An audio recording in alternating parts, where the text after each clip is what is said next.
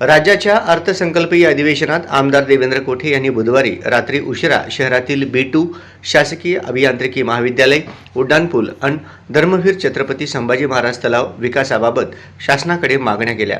मुख्यमंत्री देवेंद्र फडणवीस यांच्या माध्यमातून हे सर्व प्रश्न सुटण्याचा विश्वास देखील आमदार देवेंद्र कोठे यांनी याप्रसंगी व्यक्त केले।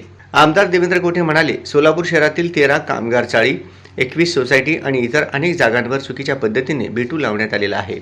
तत्कालीन ब्रिटिश जिल्हाधिकाऱ्यांनीही शहराचा विकास करताना या जमिनी लोकांना विकल्या होत्या। मागील 60 ते 70 वर्षांमध्ये या भागातील खरेदी विक्री थांबलेली नव्हती। बांधकाम परवाने, वापर परवाने देखील मिळत नव्हते, परंतु महाविकास आघाडी सरकारच्या काळात यावर बंदी आणण्यात आली। त्यामुळे नागरिकांना बांधकाम परवाना खरेदी विक्री करता येत नाही। यातील काही चाळी 100 वर्षे जुन्या आहेत, त्यामुळे त्या पडल्यास या ठिकाणी जीवितहानी होण्याचीही शक्यता नाकारता येत नाही। त्यामुळे शासनाने चुकीच्या पद्धतीने लावण्यात आलेला B2 माफ करावा आणि शहराच्या पुनर्विकासाचा प्रश्न मार्गी लावावा, अशी मागणीही आमदार देवेंद्र कोठे यांनी केली। सोलापूर शहरासाठी मंजूर झालेल्या 2 उड्डाणपुलांचे काम केंद्राने राज्य सरकारच्या जागा हस्तांतरित न झाल्यामुळे रखडले आहे। त्यामुळे मुख्यमंत्री देवेंद्र फडणवीस यांनी याबाबत लवकरात लवकर बैठक घेऊन या जागा हस्तांतरित करण्याबाबत आदेश द्यावेत, अशी विनंतीही आमदार देवेंद्र कोठे यांनी यावेळी केली। सोलापुरातील शासकीय अभियांत्रिकी महाविद्यालयाचा प्रश्न गेल्या 60 वर्षांपासून प्रलंबित आहे। सोलापूरसाठी मंजूर झालेले शासकीय अभियांत्रिकी महाविद्यालय इतर शहरात वळविण्यात आले। याबाबत मागणी केल्यानंतर तत्कालीन पालकमंत्री चंद्रकांत पाटील यांनी प्रयत्न करून सोलापूरला शासकीय अभियांत्रिकी महाविद्यालयाला मंजुरी मिळवून दिली। तंत्रनिकेतन महाविद्यालयाच्या 34 एकर जागेवर शासकीय अभियांत्रिकी महाविद्यालय सुरू करता येईल। याकरिता 250 कोटी रुपयांचा प्रस्ताव तयार करण्यात आला आहे। या प्रस्तावाचा सकारात्मक विचार करून याच अर्थसंकल्पात त्याकरिता तरतूद करावी, अशी मागणीही आमदार कोठे यांनी अधिवेशनात केली। विजयपूर रस्त्यावरील धर्मवीर संभाजी महाराज तलाव विकसित करण्याची गरज आहे। त्याकरिता 50 कोटी रुपयांचा विस्तृत प्रकल्प अहवाल देखील तयार करण्यात आला आहे। हा तलाव परिसर विकसित केल्यास पर्यटकांना चांगले पर्यटन स्थळ उपलब्ध होईल। सोलापूर शहराला 365 दिवस 24 तास पाणी पुरवठा करता यावा, यासाठी मुख्यमंत्री देवेंद्र फडणवीस यांनी 892 कोटी रुपयांची योजना नव्याने मंजूर केली आहे। तसेच सोलापूरसाठी समांतर जलवाहिनी देखील पूर्ण झालेली आहे।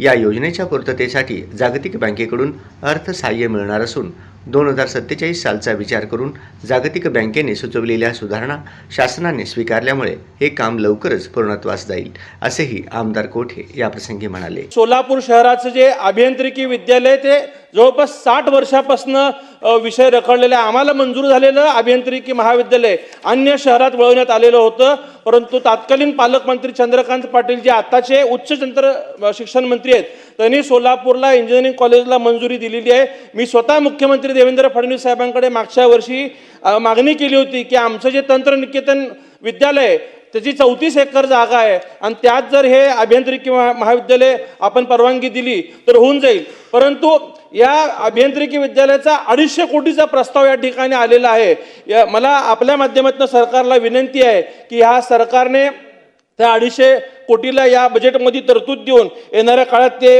अभियांत्रिकी विद्यालय देखील सुरू करावं, अशी मी इच्छा आपल्या माध्यमातून करतो। मुख्यमंत्री महोदय यावरती निश्चितच येणाऱ्या काळात दीर्घकाळ उपाययोजनावरती काम करतील, हाही विश्वास मला आपल्या माध्यमातून आहे।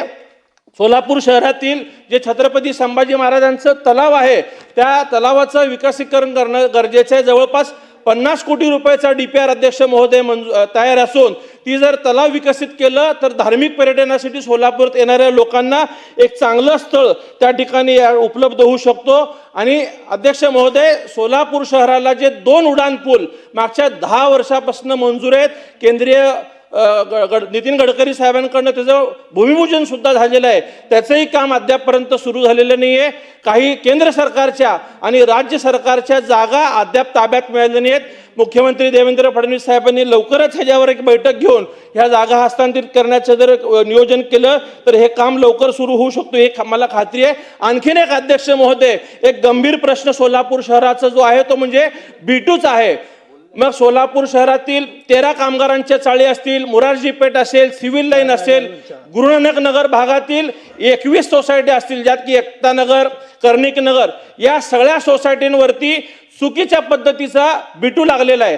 तत्कालीन त्यावेळीच्या ब्रिटिश सरकार असलेल्या कलेक्टरांनी शहराचा विकास करताना त्या जमिनी त्या लोकांना विकल्या होता आणि मागच्या 60 ते 70 वर्षामध्ये कधी खरेदी विक्री शेवट करा सर संपवतो कधी त्याची खरेदी विक्री थांबवली नव्हती.